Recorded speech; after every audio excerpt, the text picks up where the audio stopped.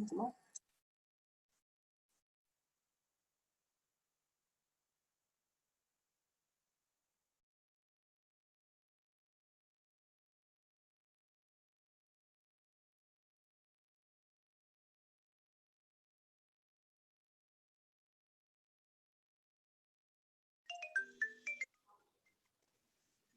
evening.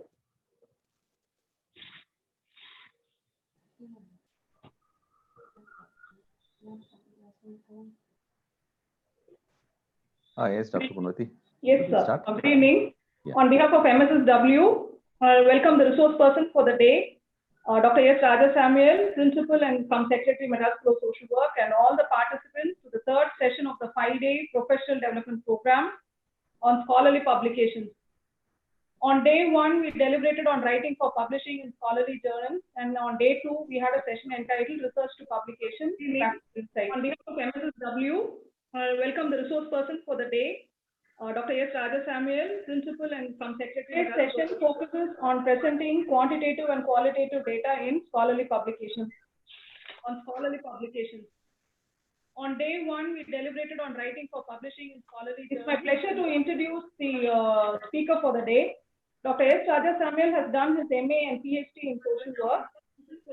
His PhD thesis was in the area of NGO networking.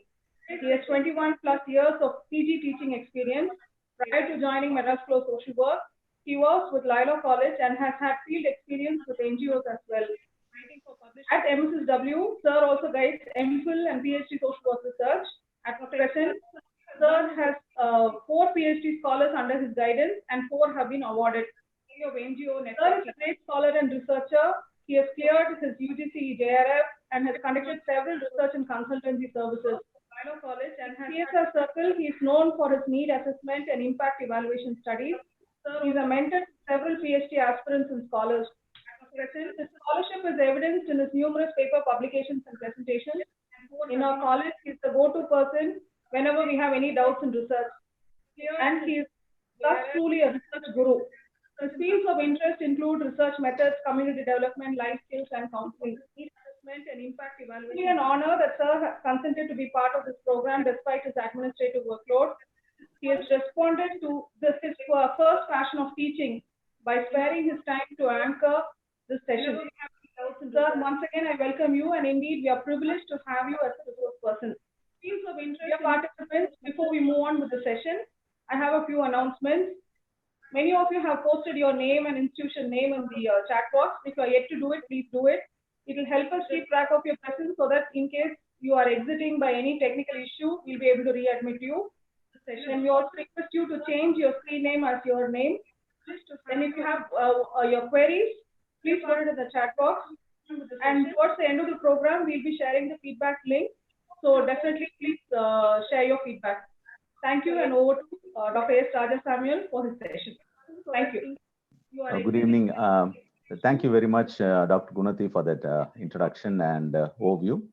I'm delighted to be here this evening to speak to you about how we can arrange data and present it for both the quantitative and qualitative research. So let me begin the session by sharing my screen. Good evening. Thank you very much, Dr. Gunati, for that introduction.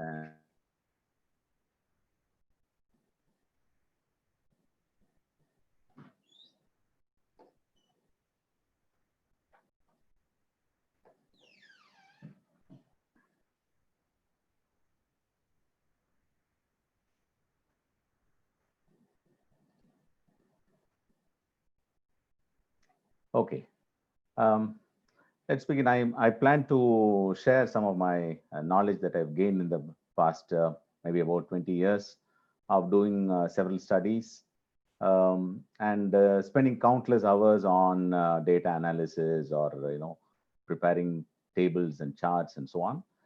But I'm sure there are a lot of colleagues in this group now who are listening probably have more wisdom. I'm sure that at the end we can share and probably what some of the things I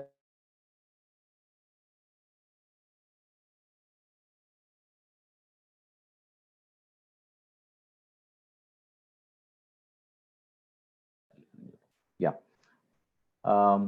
So I will probably share whatever I know, and I'm sure it's a vast area, but we'll try to see what we can do in this brief time. Okay, let me go to the slides. Just a background to before we start, because the um, importance of presenting our data in the correct format stems from the background to these kind of research articles and scholarly articles. You see, there is about 2 million peer-reviewed journals published each year, journal articles published each year. And as you know, people have to wait a long time for publishing the papers. Most journals are difficult to access and they're very expensive also. And so access is limited to few. And scholars have pointed out that access is only people who are accessing these scholarly articles are mostly PhD scholars, postdoc scholars, and then PG scholars. Yes, this is probably all of us know about it. And another thing is very startling is 82% of articles in humanities are not even cited once. Probably they're read by several people, but they've not been cited. So this is the background. And apart from this, there are also other considerations, which these are some of the other considerations which stresses the importance of our focus on how to present data, okay, and how to write up the entire journal article. You know, there's tough competition. There are so many people who are writing, and a lot of scholars are waiting and writing, and a lot of these journals uh, get a lot of papers from scholars. And not only that, most of the print journals, the space is very limited. So they're very concerned about, that's why they give this word limits. And the space is also very expensive because each article is very costly. And apart from that, journals have a lot of guidelines on the word limit, on the number of tables also, because some journals have permit only 2 tables or graphs, and some permit up to 7 or 8, and some are unlimited. So generally the range is between 2 to 7 or 8. That's the maximum tables or graphs you can present. So there are guidelines like that, which means we have to be very careful about the table we want to choose or the graph we want to choose. And one of the most important consideration is these editors are very busy people, and they are overloaded, and they have tough deadlines to keep. And so when we write a journal article and we present data, we must make things easy for them. So that should be our focus, to make things easy for them, and so that they are able to, they're not frustrated with the small changes that they have to make throughout our document. And it takes a lot of time to review, revise. Once we submit an article to a journal, it takes sometimes 3 months to 6 months to review, and it comes back and forth, and we have to promptly give it back to them and then revise it. So what happens is the entire process gets extended. And of course, the audience is international because of online journals. The audience is international, and a wide variety of people are going to read. That's one more reason why we need to be very careful when we put our charts and tables and figures, and even in the writing, because we write from a Chennai perspective or from an Indian perspective. Sometimes we assume that everyone knows the context in which we are writing. Very often, those of us who write, we sometimes assume, but we need to give a little description of the background of peculiar circumstances here or different circumstances here, because the audience is international. And now, of course, the context is also good in the way that there are better tools available. There are data processing tools, the word processing tools, all these tools are available.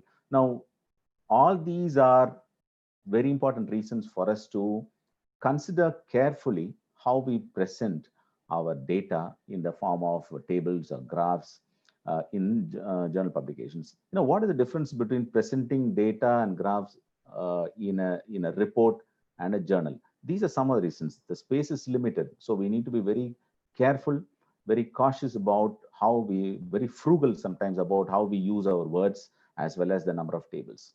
So that's going to be the major difference. Apart from that, we'll have common guidelines for both reports and journals.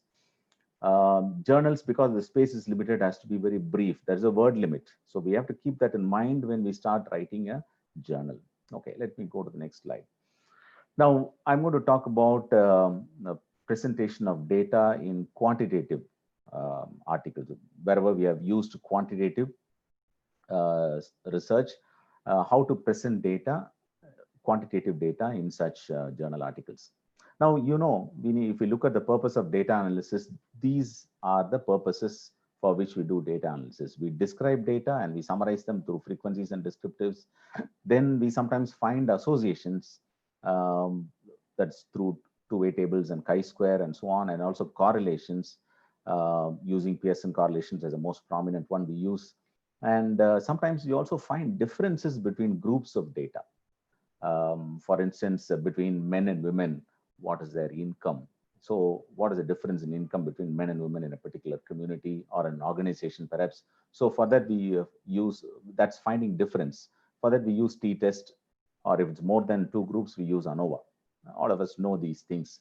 And we also, sometimes the purpose of data analysis is to find influences, which is the influence of one variable over the other, maybe the independent variable over the dependent variable, and also to predict the dependent variable with a set of independent variables or even one variable. So for which we use regression. And sometimes we also classify data and group data, for which we use factor and factor analysis. Now, this is the data analysis, and from this data only, we are going to put the data together. These kind of analysis we're going to put together and present it in the form of tables, graphs, or even text. Okay, so that's the context. Now, how do we present data in journal articles in particular? One very prominent way of data presentations is about writing up in text format. In fact, journals generally encourage us to write up our data in the form of a text, running text. Mind you, journals don't encourage bullet points. So you can't put your findings in bullet points, findings from a table in the bullet points. No, that is not encouraged by journals. So they expect continuous paragraph kind of writing. So that's the most prominent, because charts take up a lot of space sometimes. And in charts and tables, there's a lot of data which we don't use at all. So they take up space. On top of it, we don't use some of the data. So what happens is so they encourage this kind of writing up of the text. So that's the most prominent way of presenting quantitative data as well as qualitative data also. There are ways of writing it up which we will come later on. And of course, another very prominent form of data presentation is tables. All of us are very familiar with this. There are several types of tables. There are small ones, there are large ones, there are univariate tables, there are bivariate and multivariate tables. You can put up to 4 variables in a table, sometimes even more. So that's one very prominent, and it's very popular.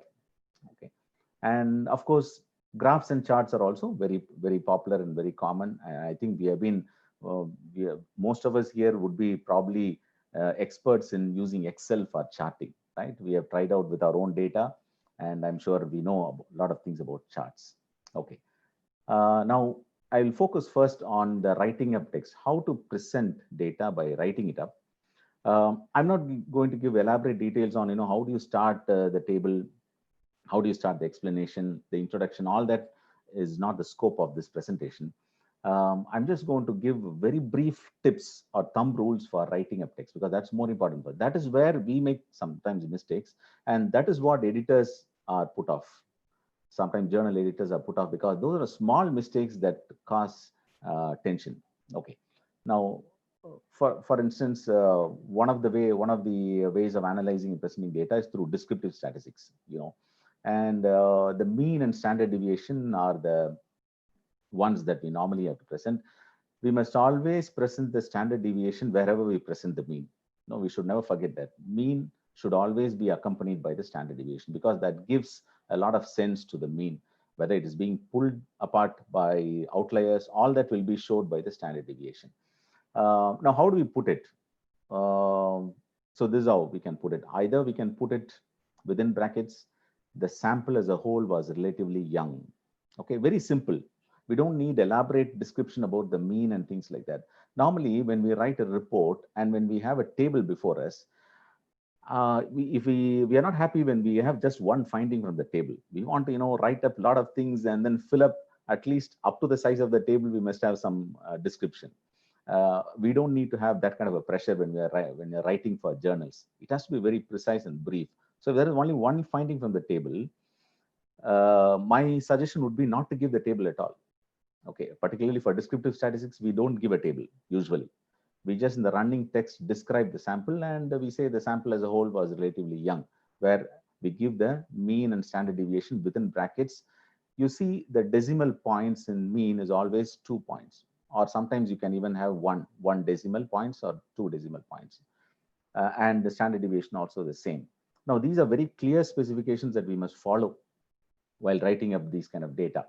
And of course, the average age of students was 19.22. You can put it here and put the standard deviation within brackets. So either way, you can do it. The same data, but I would just put it in different ways. So this is how you need to write up mean and standard deviation. And percentages, of course, you can put within brackets like this.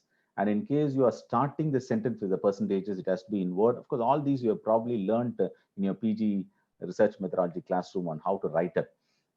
But just recollection to revisit and remember ourselves.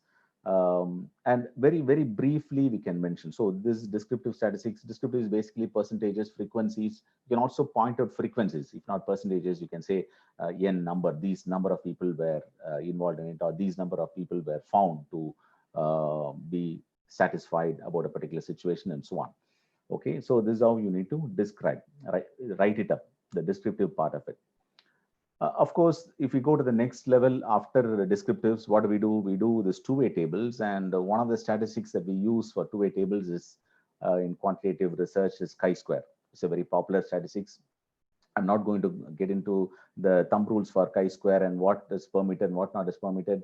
This is mainly for categorical data. We use chi-square, and the elements of chi-square to be reported are there, the first bullet and the second bullet, the two different descriptions. You see, the chi-square must be mentioned by x2, and then with a bracket, that one is the difference of degree of freedom. One is the degree of freedom here, and n is the total sample size. That must be given. And then comes the chi-square value, and then the probability level, which is p is greater 0.05. Okay, so this is the format by which chi-square must be written up. Now again, brevity is the hallmark of this kind of writing up. We must clearly observe that it's very brief. And if you want a little more description, maybe you can write like the next example I've given. The sample included 30 respondents were never married, 54 were married. These are all, from the table, chi-square table we report. And these frequencies were significantly, I think, associated must be here. Chi-square is, again, degrees of freedom, 3 is there, n is equal to the sample size, and then the chi-square, and then the p-value. Now, again, if you notice, you can give exact p-value if you want. P is equal to 0.17. That's the exact p-value. But you can also give as a first example, p-value as 0.05 or 0.01, 0.001. All that also you can give. Both are accepted in journal articles. So that's about two-way tables and chi-square, associated chi-square. Then, of course, the another measure is correlation, relationship between variables, which are continuous variables. Again, we have to report here the sample, particularly not the sample, but the degrees of freedom, which is within the parenthesis. Okay, the two variables were strongly correlated. Very simple, very direct, and very brief. That's the crux of how we write up the text within the journal article for all these statistical measures. Okay. Of course, now another t-test, of course, you compare the scores between two groups. That's for t-test, as you know. This is how you need to write up the t-test. You need to give the mean age of one group and the other mean age of the other group, because we are comparing means in t-test. Okay, mean scores or mean age or whatever. And then we again give the t-value and the probability level. Okay, so this again is how we write up the t-test. Okay, um, and ANOVA is, of course, difference between two or three or more groups. You see the three groups here: high dosage group, moderate dosage group, and the control group. So there are three groups here. Each group's mean and standard deviation is mentioned. Okay, and then finally the F score is mentioned with the probability level. So again, this in ANOVA you have 2 degrees of freedom, which is given in the back with 2 and 26. Okay, one for within groups and one for across groups. So 2 degrees of freedom will always be there for ANOVA.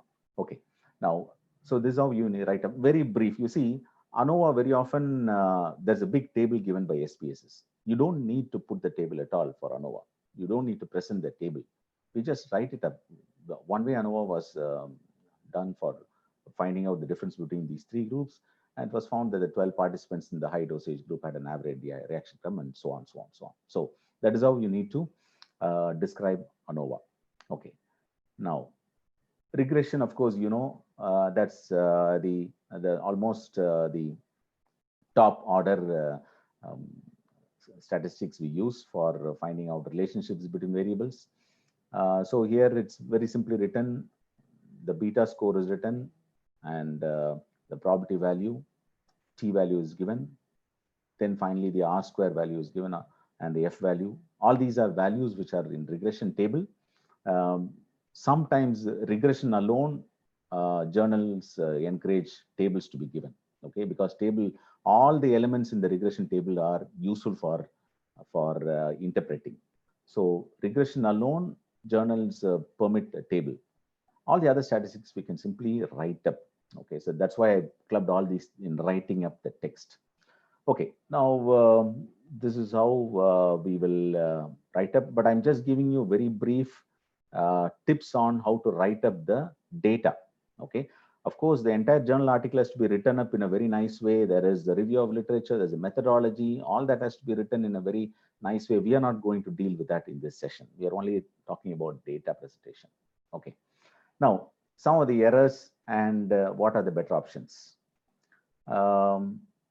Very often we start abruptly. On the left side, we see most subjects, 62% were not aware of, and so on and so forth. But if we should say that the numerator and denominator, if we say in the running text itself, it becomes easier. Okay, particularly when we are not giving the table. I said again that the table are very expensive. Tables are very expensive in terms of space. So we avoid tables, and we are going to give the data in the running text. We need to put it like this. So that of 113 subjects, 70 of them, that is 62, were not aware of, and so on and so forth. Okay, same way, the descriptions on the left side of this table are all a bit vague, not very clear. Okay, so we need to give the denominator. Again, on the second row, if you see right side of the 42 case patients, 30, that is 71% reported eating, and so on and so forth. Okay, then on the lower table, on the second of the, if you see, here it's about the decimal points, what we give. Okay, some journals say, okay, you can give 2 decimal points, but some say it's better to give 1 decimal point. Okay, so that is why the prevalence of active trachoma on the left side, if you see, the decimal point is 21.01%. For percentages, we can simply round up. We don't need to give decimal points for percentages. But for other statistics, like you have the 6.23, that has been in the right side. If you see, it's been 1 decimal point is reduced and presented as 6.2. Okay, so remember, this is a thumb rule. Percentages can be rounded up. Sometimes you can leave percentage, you can leave 1 decimal point for percentages, but otherwise percentages are generally rounded up to the nearest number. So, but other scores are probably 1 decimal point you have to retain.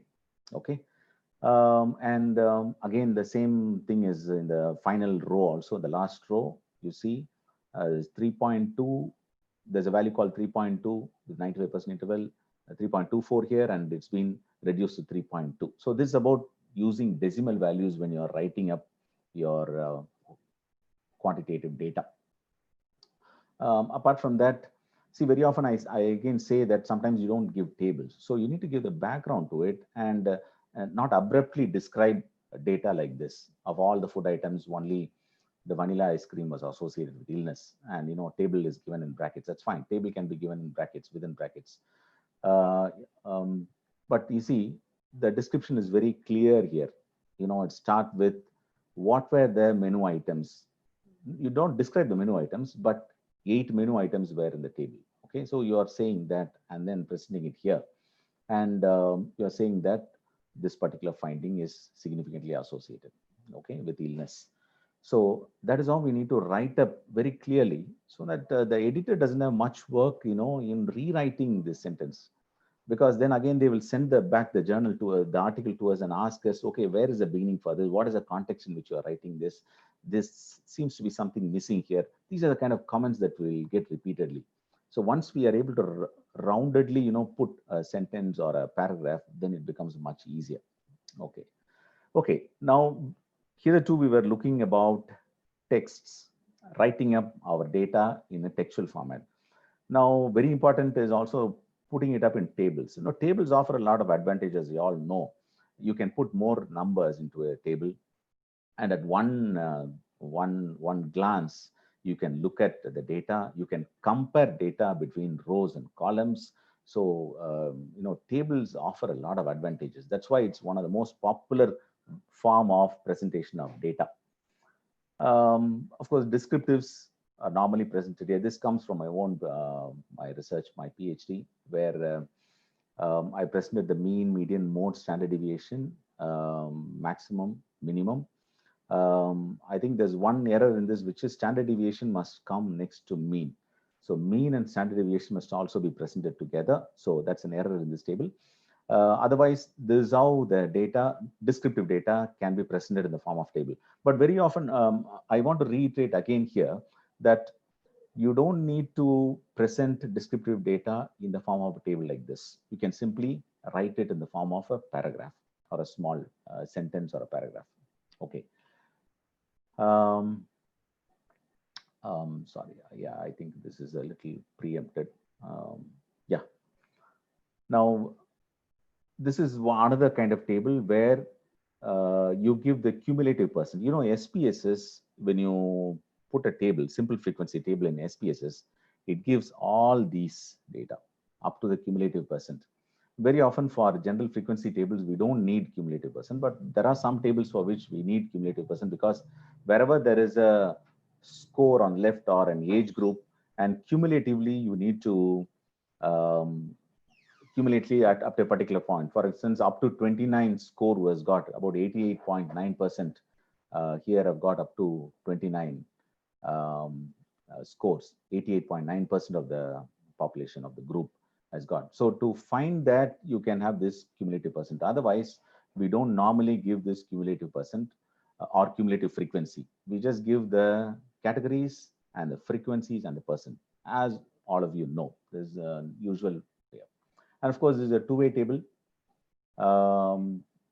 which is now one of the major questions that people have is in two-way tables, how do we work out the percentages? Is it row-wise or column-wise? There's a thumb rule for it, which we can remember. If you're putting usually we put our independent variable, even whenever we have a two-way table, some two-way tables are only for describing the data. There is no possible association between them. Okay, there you can put either row or column percentage. It's immaterial. But for some tables where you're looking at an association, there is always sometimes an independent variable. An independent variable, as you know, is a variable that has happened in time before the dependent variable. Dependent variable has happened later than the independent variable. That's how we can have a clear understanding of what is a dependent variable and what the independent variable. So you put the independent variable on the rows. That is, head of NGO, project manager is the row data, right? Head of NGO and project manager. And then social work degree, yes, no, is a column data. Okay, so you have row data and column data. Normally, the percentages are worked out according to the row data, which is the independent variable you're putting in the row data. and the percentages are worked out for that particular variable. Okay, but when interpreting, you need to interpret by looking at the column difference in the columns. Okay, so this is just a thumb rule of working out percentage, because all these are very important, because if you work out the percentages in a wrong way, then the entire interpretation changes. So you have to be very careful which direction you're going to work out the percentages. That's another thing you need to watch out for in these kind of tables while presenting data. Okay, then there is also this combined data where you have most probably we use it for socio-demographic characteristics like age, gender, and so on.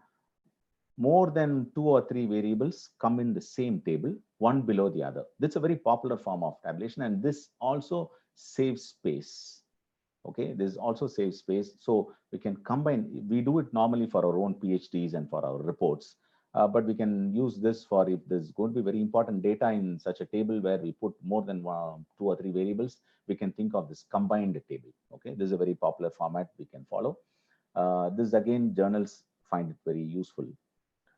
And then of course, you also have multiple responses, but in my opinion, multiple responses are slightly always confusing. So we normally don't, in journal articles, give multiple responses tables. Usually we just describe them in terms of counts and percentages in the running text. Okay, just I'm just giving a sample of the multiple response table, but in journal articles we generally tend to avoid this and give it in running text. Okay, then of course we have this very popular correlation table. All of us know about this table, and of course these asterisk marks where the correlation, significant correlations are flagged. Whenever we do analysis, we know this, and SPSS gives an output very easily. But now one of the ways by which you can simplify this is, see, any reader of a journal will not have time to look at and search to find out where these correlations are, and look at all the correlations. There's a lot of numbers which are here which are not required, okay, for our interpretation of the particular data. Probably are looking at most of the significant correlations. So it's better to go ahead and give only those significant correlations in the form of a table instead of this huge table. Okay, we don't need this. I'm just showing you because this is the way we present data, but in journal articles, we need to avoid this kind of a correlation table data. There are some journals which offer unlimited space. Online journals in particular, they don't have limitations of space. So you can go ahead with this table straight away like this. But otherwise, you can concise it like the way I have done it in the next page, where the 2 variables of interest is what I'm keen on. Okay, the number of NGOs in the network and the age of network. I'm looking at their relationship with all the other variables. So I just put a table like this where the correlation value and the significance value is given one below the other in each of the rows. Okay, this is a way you can reduce space, and this probably you can put it in the journal article because this is much more concise. Okay. Okay, then of course this is a t-test table. This is another sample how it is normally put. Of course, these automatically statistical software normally give this, so we can present it as it is if we want really. Otherwise, we can extract the values and present it in running text. Okay, now you must be surprised. What is this doing here? What is this recipe of a triple chocolate layer cake doing here? Okay, I just want you to look at this and let me know if there is any ingredient missing, very important ingredient missing. Are we able to see the chat?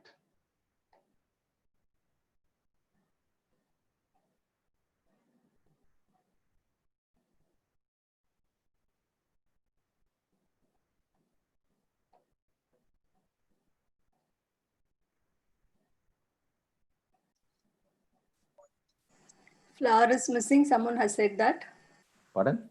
Sugar is missing. Someone has said that. Wonderful, wonderful. I'm just going back to my presentation. Yeah, fine. Good, that's good. I'm not able to see the chat, so you'll have to help me with that. Okay, sugar is missing. Then in the instructions, is there anything missing? Those of you who have experience in baking might be able to find out. Any chats that's coming in the instructions that is missing? Not yet. Okay, good. Then I will say the temperature of the oven is missing. Usually, Yes, the yes, temperature yes, of it is very important. Now, um, i- all ingredients are very important. Each of the ingredients is very important. Otherwise, the product will not be good. Same way, if there is a table, if you were to put a table, that table has got lot of ingredients or components of the table. So we must be very clear of, we need to have, ensure that all the components are there in the table. Now I'm going to the next slide, which gives the component of a table. And this is very important. This comes from the APA, American Psychological Association. They are the, standard, they have established standards for data presentation and for tables and for writing up generally articles of how do you write introduction methodology, all that they have established standards for that. So I'm just borrowing from them, the standard. So you see, on top you have this table number, okay, and they say that the table number should be aligned left. Normally in our reports we align it center, right? But they have said that the table number must be aligned to the left. And again, the title also should be aligned to the left and not to the center. The table must be in normal font, but the table title must be in italics font. Do you see the difference? The table and the table title is in normal font, but the table title is in italic font, table number is in normal font. Then you have the top row, which is called as a column heading or column spanner. Column spanner is because it composes two headings, subheadings. So mean and standard deviation is the two headings. And on the left side, you have the stub, that's called the age group. That is the column header. That is a category head, which is the age group. That's called as a stub, the technical term for that. For that part of the table, it's called a stub. Okay. Then, of course, all the numbers inside are called as cells. No cells. We see in even chi-square, we have to have some minimum number in each of that cell and things like that. So that's a cell. And the body of the table is that entire place where the cells are all there. You have the category heading, and you see, you may notice that you don't have this vertical lines dividing the columns, right? That is the norm given maybe in the last 10 years where we have been following this norm. Normally, by default, word tables give all that, all that lines on the right side and the middle line and all that. It looks very walled, and this looks very free and open and light for the eye. So I think they've suggested this. You see, there are just 4 lines, one on the top and one to segregate that mean and standard deviation, because and that's an inventory score, and then one to segregate the titles, headers of the rows and columns, and then the data, and the final there's a line. And more importantly, there is below the table, you see there is a note. Okay, the maximum score is 100, and because 80 plus, there are no participants were found over the 80 group. So these notes are also very important part of the table. Now, why this is very important, particularly in the context of journal articles, is, journal articles have a word limit. Very often we may want to explain certain aspects of the table in the running text, but as much as we can accommodate some things about the table in the notes itself, those notes are not counted for the word count. Okay, only the general running text is counted for the word count. So you can fit in some explanation about the table within the notes part of it. So that's one of the things. So this is the, now each of this component of the table is very important. Even if one is missing, then I think we'll get the paper back and say, please include that, or why I have not explained that, and things like that. Okay. For instance, we can't take for granted that 80 plus, if you put 2 slashes and hyphens there, that people will understand there's no data there, or there's no one 80 plus there. We can't assume like that. So we have to give it in notes below the table. Okay. So that makes it very clear. Now, one of the purposes of these kind of very clear guideline for a table is the table must be self-explanatory. You don't need somebody to come and describe. In fact, one of the things that journal articles very clearly discourages giving a table and then explaining the table. No, they discourage that. They say, table should be self-explanatory. We want you to highlight one data from that. That is enough. Or, highlight a couple of things from that. So a table must be self-explanatory.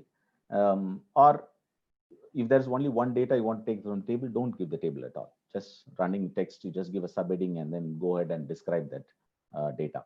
Okay, so this is the major part of the table. Okay, now looking at the earlier guidelines, you have looked at what the table is. Okay, now can you point out the problems with this table? I just request the participants to look at this table and then point out what are the problems. Maybe somebody can read out from the chat for me, Dr. Sakti. Yes, sir. Yeah. Keep the earlier slide in mind as the the guidelines for the table. And what do you think are the problems with this table? Somebody has said column line, no headings, lines dividing columns. There is no note, vertical lines. Wonderful, wonderful. Table No title. heading is missing, and heading is very. Number. Yeah, table number is missing.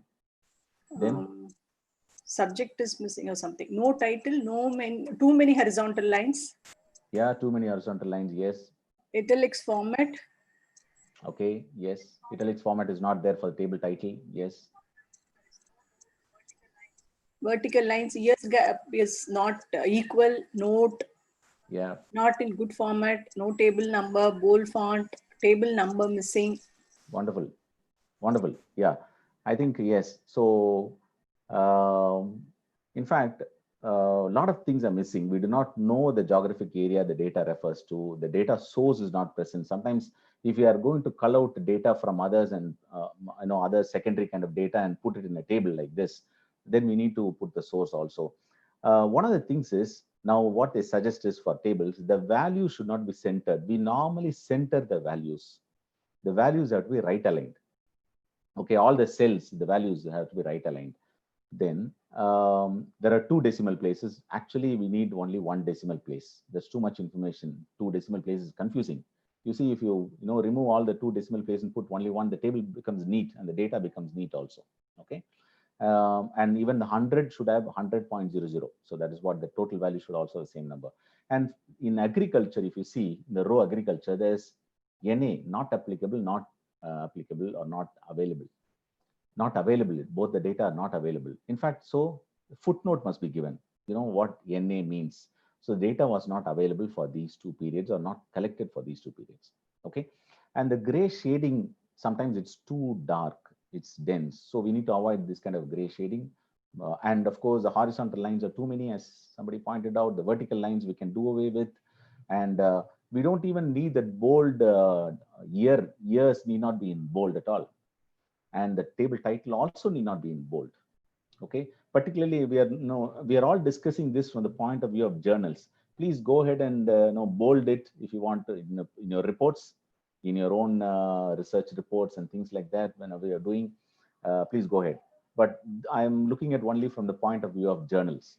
Okay, and because of all this, what happens is the table is elongated and spread the entire. Space is a premium in journals. Now, as much as the table is concise, it's easier to put it inside the article.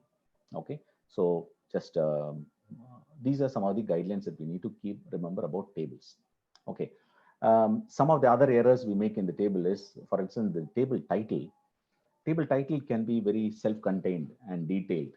We need not abbreviate the table title too much. For example, in figure 1 or even figure titles. Figure 1 on the left side, if you see, and the right side, it's very clear, no? Cases of measles by date on onset, Chennai City, Tamil Nadu, November 2004. It's very clear. Same way this date. But if the entire data set in that entire analysis is about a particular data collected, we don't need to mention the year and date repeatedly in all the tables.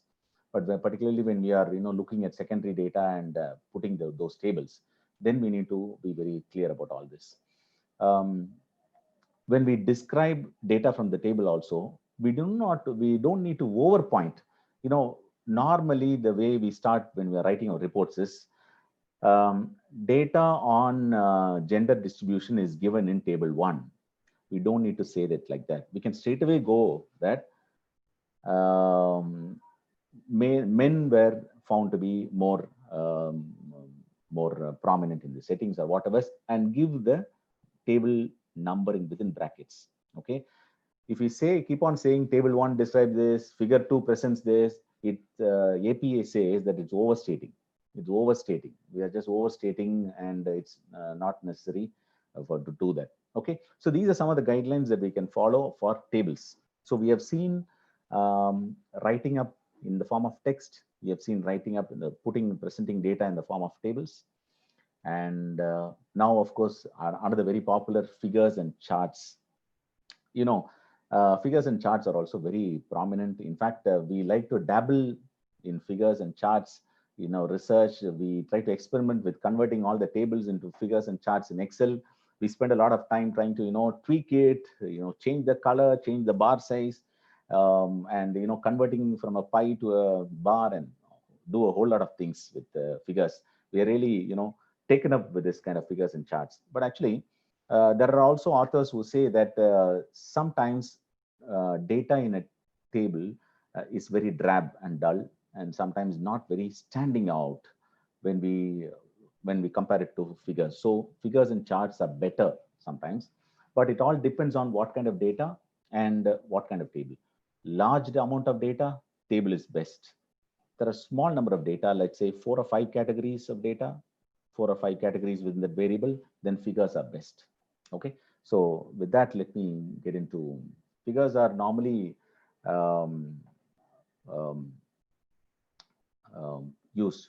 Okay, some figures like scatter plots, which use continuous data, which is not nominal data, then you can use figures like, you know, scatter plots.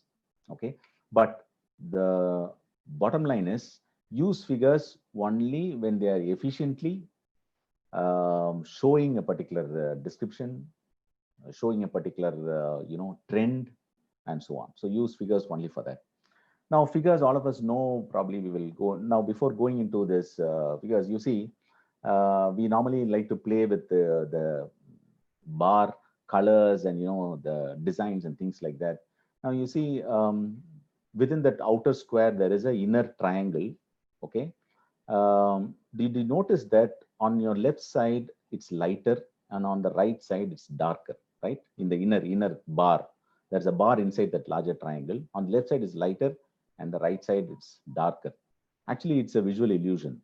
Okay, if you take that bar down and keep it below, you can clearly see that both, right from one end to other end, it's of the same color, same shade, right? When you put it inside a dark background, so you see things based on the background. So that's a message. So when you there's another example. When you draw up a figure or a chart, you need to keep that in mind and avoid clutter that, you know, diverge your attention. These colors and, you know, vignettes, the shadings and things like that. This again, there is a circle. There's a circle in the center of both the pictures. Do they seem equal? The circle on the right, the pink circle, seems larger, right? Looks larger than the green circle in this. You know, actually both are of the same size. Because this green circle is situated, is placed in between larger circles, it looks small. And because the pink circle is put in between smaller circles, it looks large. So these are illusions, and these are going to affect the way we put our pictures.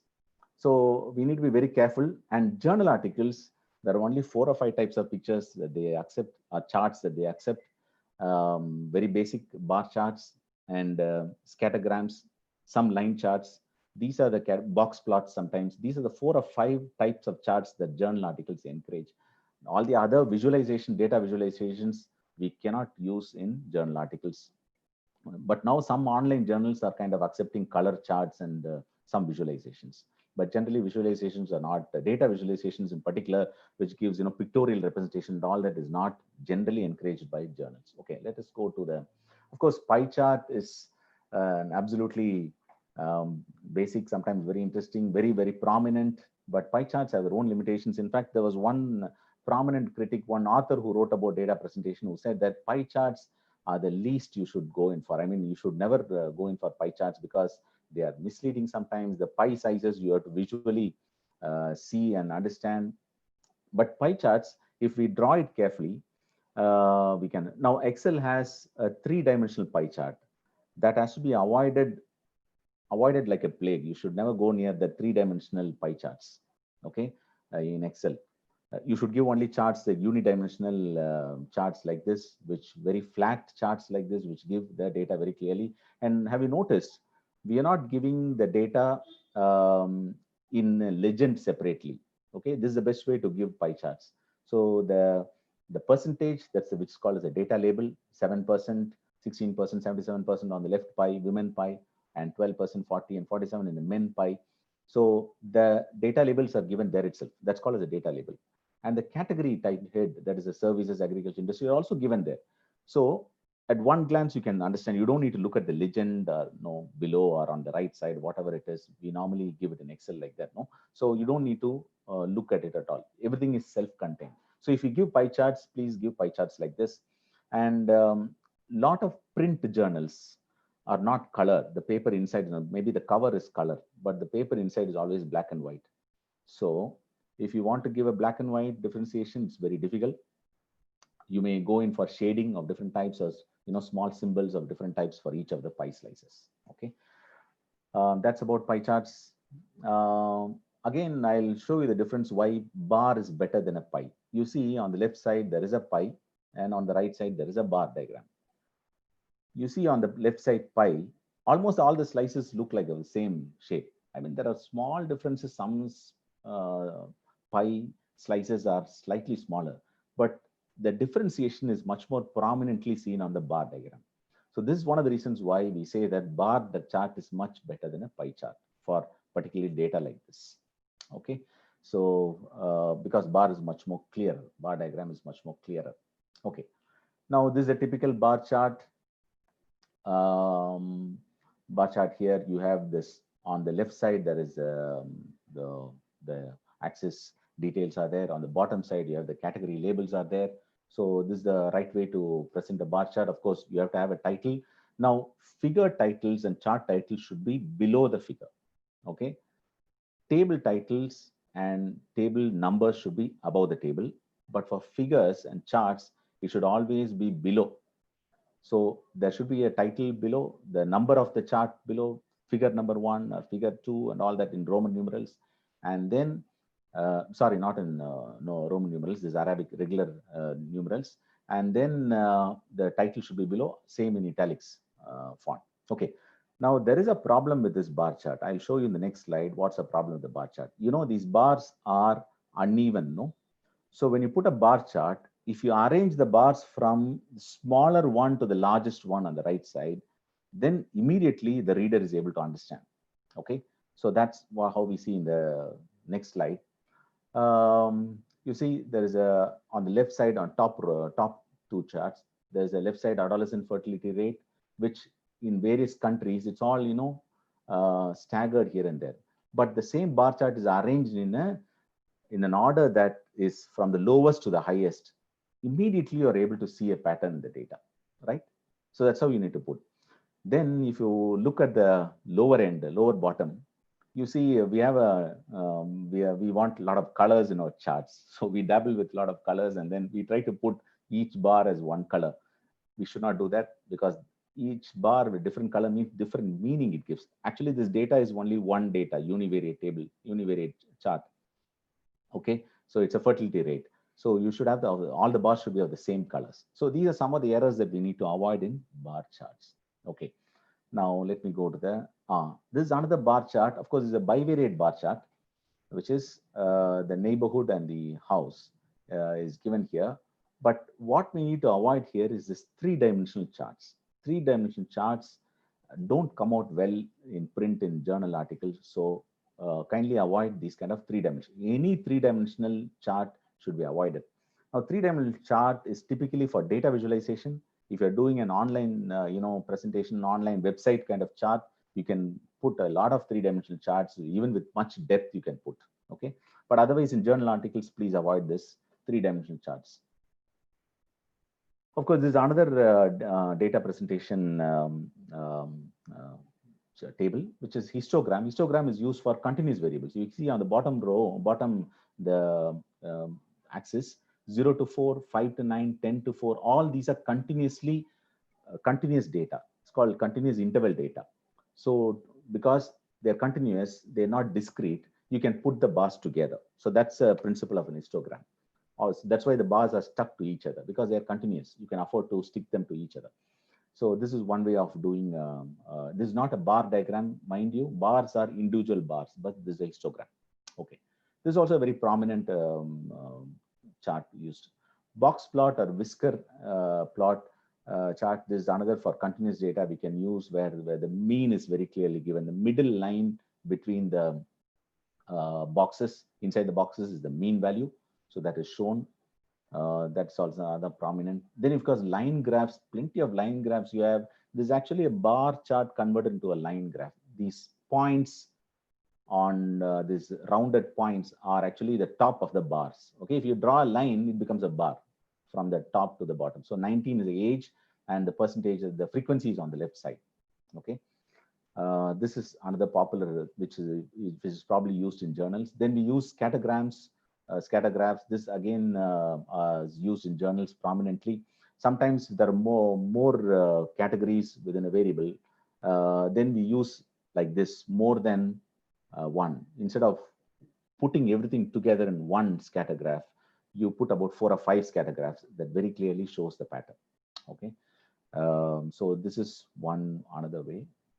Okay, of course, now structural equation modeling chart is another graph that we normally use. Now, a lot of research studies are using this. Can be legitimately used in journal articles. One of the guidelines is avoid clutter. In charts, Excel charts particularly are famous for cluttering. A lot of artifacts which come in which are not required at all. For example, you see the chart on the left side. There is a series title, legend, which is not useful, is not required. Okay. There's a blue background that's not required. There's a green background that's not required.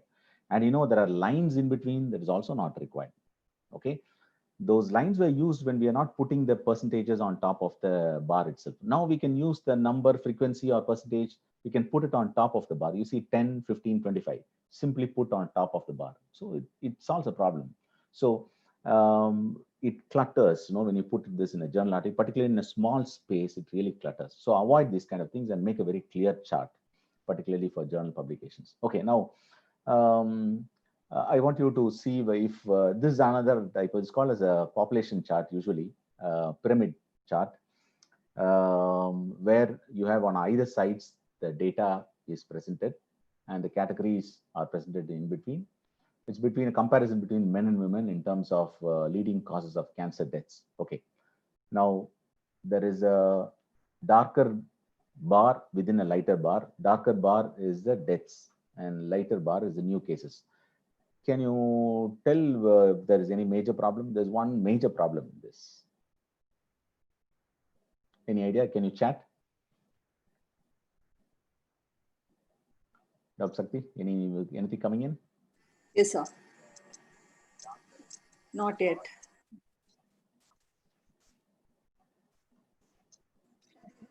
Question, probably. Someone has said minimum value. Minimum value is not mentioned. That's good. Yes, that's good. It starts with 0. We will assume that it starts with 0. Usually, minimum values ideally should start with 0. Don't have any bar diagram where you start at 15. From the axis, from the X and Y, the junction axis. Don't start with, always you start with 0. Okay. Then? Nothing more. Okay. So I can say one of the main problems is, see, there is for men, 50,000, then 100,000, 150,000, all on the right side, right? But the end of the bar, we are not knowing how many is actual death in the number of cases. So that has to be given at the edge of that bar. That is actual data. So one very crucial thing is missing in this chart is that actual data, which is the exact number of deaths and exact number of cases, particularly for lung cancer or colorectal cancers for both sides. Okay, so that data label must be there. That data point must be mentioned there. That's very crucial for any kind of diagram. That's very crucial. We cannot afford missing it. Okay, now, okay. Some fun facts. I wouldn't call it fun facts, but they're supposed to be written by in some of the journals are highlighting this on a study of tables and graphs, use of tables and graphs in journal articles. they found that journal articles that have high impact factor have more graphs. I don't know whether this is true correlation or spurious correlation or incidental. We don't know really, but these people have found that higher the impact factor, more graphs those journal articles contain. Okay. Then another interesting, men have been using more graphs in scientific articles than women, but not in social sciences. I don't know why. I don't know whether this is, probably we have to do this survey again and again to find out whether this is true. The difference between, there's a gender difference even in using graphs and tables. And another interesting finding is multi-author papers feature more tables and graphs than single author ones. I don't know, more hits coming together, more charts are churned out. We don't know, but this is some of the details, interesting facts about the use of tables and graphs I found in some of the journal articles. Okay, right. Let me go. Fine. I've done with quantitative research. How much time have we gone into?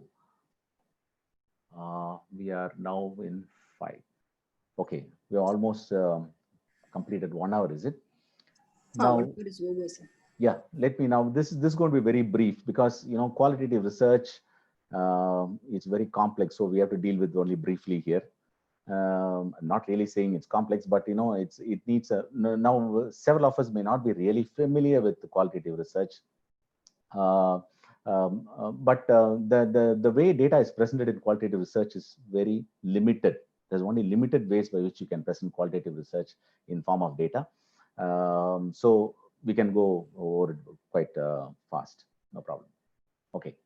Now, qualitative data is coming from different formats and the way we collect data. So some qualitative data is individual based, where we use this unstructured in-depth interviewing, which means there's a voluminous data that comes in. We usually record it and then transcribe it and then try to find out themes and the data points that go along with the themes. Okay, themes and sub-themes and so on. Now, so individual based is sometimes even we do life history case study of individuals, communities, dyads, families, organization groups. All these are individual based. Okay. Now, then another is group based, which means the way we collect data, it's group interviews or focus group discussions. Okay. Group interviews are basically sometimes of the same kind of people, the family. If it's a family interview, it's called as a group interview. And FGDs is variety of people, but homogeneity is maintained, but it's focused on one particular topic. So that's FGD. Now that's group based. Then you also have observation based data. You have a participant observation, non-participant observation. All of us know, no. And sometimes document based data. We collect data from archives and lifetime of the research and so on. Okay, these are all ways by which collect data. Now we end up with lot of texts, right? Now, it's really tricky to find ways of presenting this voluminous text in a journal article. It's quite challenging. It's very challenging. So we cannot present the entire study very often. We can only present sometimes portions of the study. We can present sometimes 2 or 3 cases. If we have done about 12 cases, we can sometimes present only 3 or 4 cases, the extreme cases or the very important cases and so on. So that's how sometimes journal articles restrict us when we want to present qualitative data. Okay, now a quick survey for the participants. Look at statement number 1, statement number 3, 4, 5, 6. 1, 3, 4, 5, 6. All these 1, 3, 4, 5, 6 statements have a common. Can you have a common theme? Can anybody say what the theme is? 1, 3, 4, 5, 6.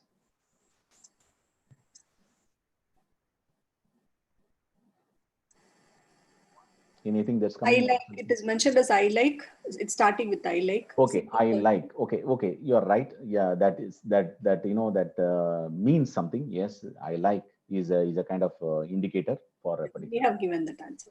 Yeah. Okay. Right. Anything else that's coming? Pleasure of smoking as common theme. Wonderful. Pleasure. I was looking for the word pleasure. The word pleasure is the word that is common for all these 5 statements, because I am pleased about it, it's my pleasure. Okay, so pleasure seems to be so. This is the way we can divide these kind of statements and group them. Now, qualitative data is what this is the first level of we call as content analysis, where we group this data into these kind of groups. Okay, and then present these kind of things in our paper. Okay, now we don't need to give this data, but we can say that the pleasure was one of the reasons for that, and 1 or 2 statements you can mention if those statements have been mentioned by a lot of people in your study. Okay, so that's how we start with preliminary putting together data. And these are the data display types. This is a very exhaustive list, but we are not going to look at all of this. When we present our qualitative data in journal articles in particular, no, putting down in our reports is entirely different. But journal articles, we have to be very brief about how we write even qualitative data. So boxed display is one type.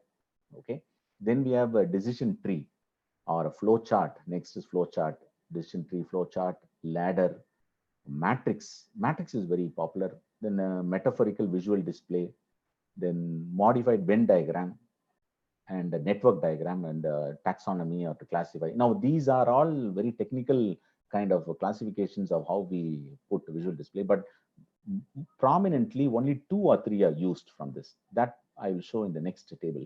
You see, one particular study looked at about 250 odd papers written in qualitative papers, and then they found that the data display predominantly was only matrix. See, 60.2% use only matrix. Okay, matrix format of display of qualitative data. Of course, network diagrams, there are a lot of circles here and there connected by arrows. So that's called as a network diagram. Flow charts, you all know flow charts, and boxed display. I will mention all of these: box display, and of course Venn diagram. These are the most prominent types. So we probably journal articles, we need to focus only on these types of display. There are also other displays I may show to you casually, but they're not much encouraged in journal articles. Okay, let me go to matrix. Okay, this is a matrix. This is an example of a matrix. For example, you have age group, young mothers and mothers older than them. Then young mothers, when do they say that the soft food they give for the children, the type of food, and the frequency of soft food given per day. So you see, these are all qualitative data obtained from focus group discussions. And they're all plugged into these kind of matrix. That's why it's called matrix. It's a table in which you plug into the data like this, plug in the data like this. So matrix is a very prominent and very useful way of describing and presenting qualitative data. You can really at one glance find out and easily interpret the difference between young mothers and mothers past childbearing age. Okay, there's a difference in the onset, there's a difference in the type of food, and there's also a difference in the frequency also is there. Okay, so another matrix I can show you, there's a matrix of a cross case analysis where 3 campuses, A, B, C, there are 3 campuses, and for one team, which is implementation factors, the data is plugged in. Okay, workshops delivered and planned, content accurate. This is more of an evaluation. There's a qualitative evaluation of particular practices used, teaching, learning practices, and knowledge sharing practices used in campuses. So you can see very clearly the data is plugged in like this. There are no numbers here. So that's why we call it qualitative. Of course, sometimes qualitative, you can also give counts of the times of a person is doing that, counts of smoking done by these clients, and all that you can give. But generally, we avoid that, and we plug in data like this. This is also an example of a matrix where you can clearly see. So you can give several matrices like this for a data analysis. But of course, for journal articles, you give the most important ones and put them in a matrix like this. Okay. This is another example of a matrix. So there are 2 counties and the principles that they use. Okay. And involvement, participation, the identity of the board members. This is about the organizational arrangements, board members. Okay. Then you have another matrix.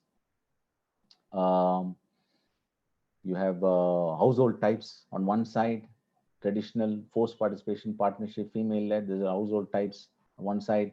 Then you have major sub-themes like immigration pattern, relationship, arrangement and the exact data that is plugged in. Okay, so one table has all the data that is required for you to come to a understanding of that population, which you are studying.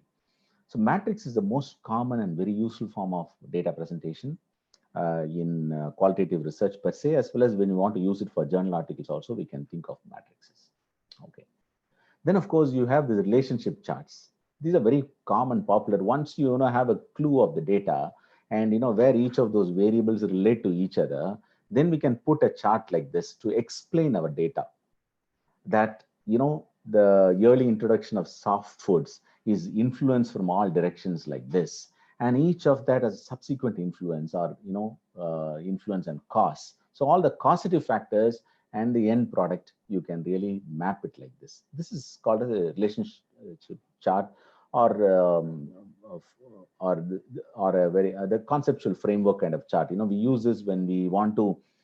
This is used in the beginning also. Sometimes when we want to map out our research concepts, we want to have a conceptual link with all these variables, and then we test it out using our data, and finally come out with a confirmed concept map like this, right? That's called a relationship chart.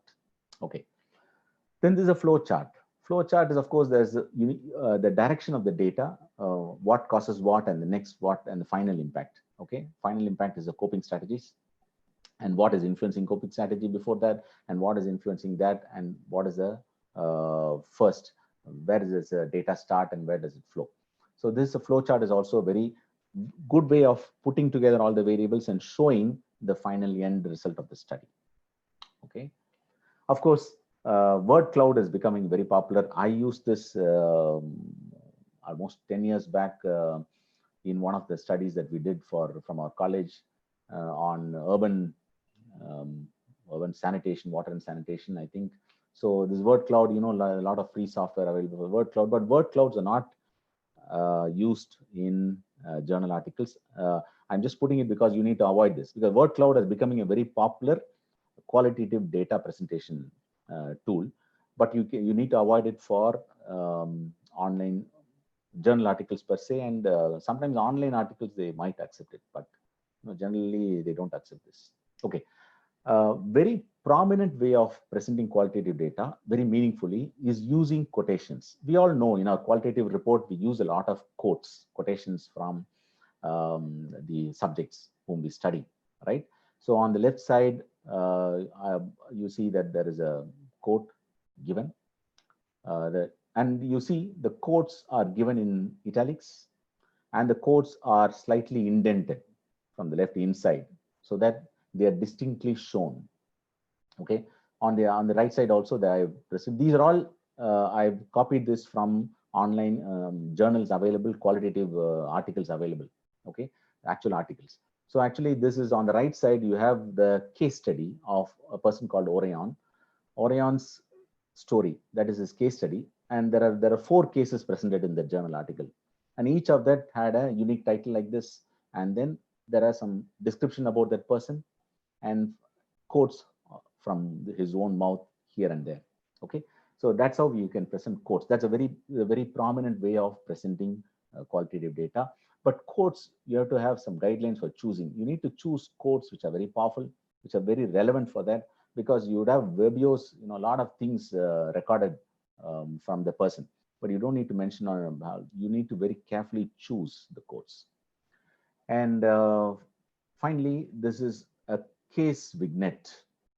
A case vignette is basically it's called box. It was mentioned as box, in the list of data presentation ways. It was listed as box. It's called as a case vignette. In the entire article, you have this kind of boxes which tell a small story about the client. Okay, so that boxes here and there, case vignettes, really add value, and they really enrich the journal article. Okay, so these are the ways by which I've listed matrices, I've listed flow charts, I've listed concept maps, I've listed case vignettes, and so on. So these are some of the prominent ways by which and of course conceptual frameworks. These are also most welcome in journal articles. These are conceptual frameworks that you arrive at the end of your study sometimes and put it in a pictorial way, of which variable starts where and which leads to what. Again, a conceptual framework in a diagram like this is most welcome. Journal articles would accept that too. Okay. Yeah, I think I'm done with this. These are the original authors whom we can go back and depend on for our qualitative research. Quantitative, there are n number of books. There are, any library is packed with those quantitative books. But qualitative, I found these books. They are original authors who have written extensively about qualitative data analysis. All these matrices and how you construct them are listed in these books. So please go ahead and use that. Read these books and go in for that. Fine, I'm done with it. I hope you found it useful, and thank you for listening. Now, if there are any questions, I will exit my screen. I'll stop sharing. We can take on questions if there are time.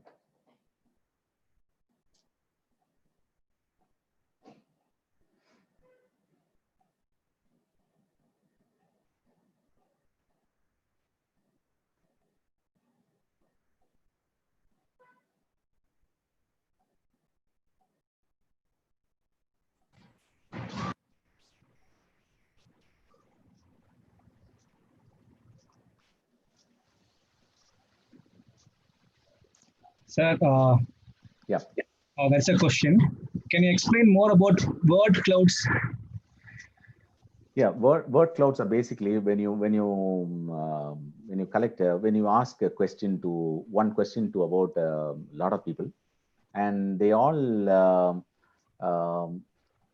give some responses, and you put all those responses into a software like Wordle. There is a software called online software called Wordle, Wordle, and if you put that all those words into that software and put all that in the data, and then ask them to generate the word cloud according to the number of people who have mentioned a particular word. That particular word will become as enlarged. It is shown in the picture as an enlarged word, larger font. And then according to the number of frequencies the word is appearing in your data, the size of the font will increase or reduce. And that is given in a nice colored format. So that's called as a word cloud. Word cloud is you can find out the keywords from the data from the subjects. What are the words that they have found? For example, if somebody is saying, a lot of people are saying, happy about a particular scheme or something, they're very useful, they're saying. Then if the more the people say useful, the larger the font size of that word will be. So that kind of software is available. You can use word clouds. Question from Pradipyan. How much the word cloud is reliable? Word cloud is quite reliable as a visual tool. See, there are, data visualization tools. That's why I said don't use it for journal articles. Word clouds, please don't use it for journal articles. It's a data visualization tool to see at one glance which is the most important word, and relatively what are the other important words. But word clouds don't give numbers. Sometimes there are word bubbles, bubble charts that give the number of respondents inside each of the bubble. So that is also one way of doing it. But all those are data visualization, which we need not go in for journal articles.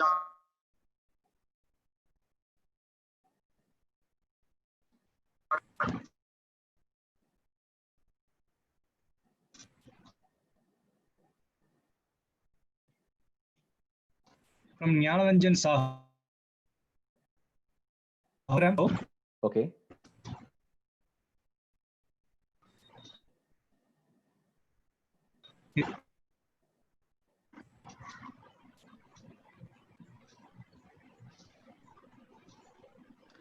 Okay, can I just read the question myself and then answer? I'm able to see the chat. Okay, Sudha has asked which pictorial representation is recommended for articles and how many is the usual recommended number for an article. It depends on it differs from journal to journal. Pictorial representation, it's mostly bar charts and scattergrams and line charts.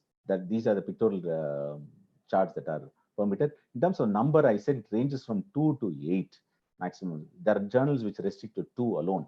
Okay, so it depends on journal. You need to just read the journal guidelines. Okay, then does APA provide format for writing an entire research? Yes. They have given from cover to cover, they have given guidelines for writing up an entire research paper. Okay, so not an entire research, doing an entire research, but the entire research paper they have given. Explain about the types of scales in research. That's a huge question. I'm sorry, I won't be able to answer it here because it's beyond the scope of this. Should post-hoc test be represented in table form, or is it okay to present it in statement? It's equally good to present it in a statement format, post-hoc also.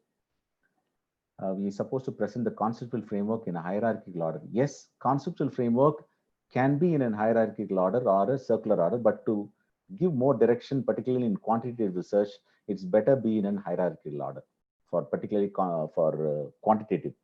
For qualitative research, sometimes it need not be in a hierarchical order because qualitative research is like that.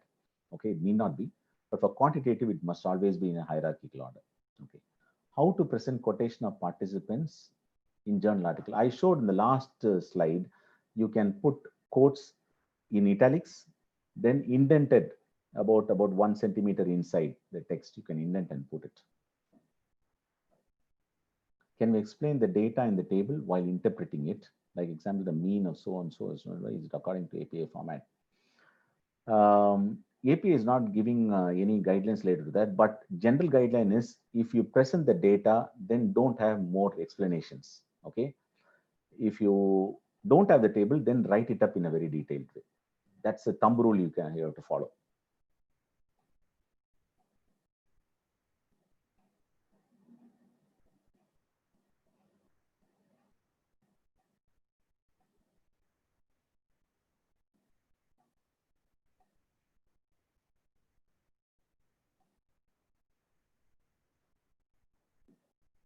Okay. Thank you for those questions. Yes, very meaningful.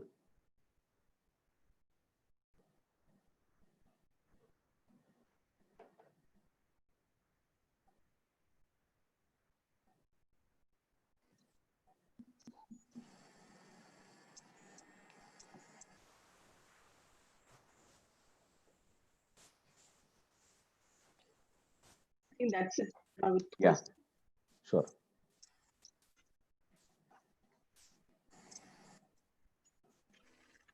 So thank you very much, sir, for your very insightful presentation. It was really a big eye opener, even for me particularly, that there is so much to learn about presenting data in scholarly publication. Of course, we generally we give so much of importance in the writing part, the description part, and even for data presentation, we need to take care of so much of other things. So it's very insightful. And thank you very much for devoting your time in preparing and sharing your knowledge with us. That shows your passion and your commitment in sharing your knowledge with all of us.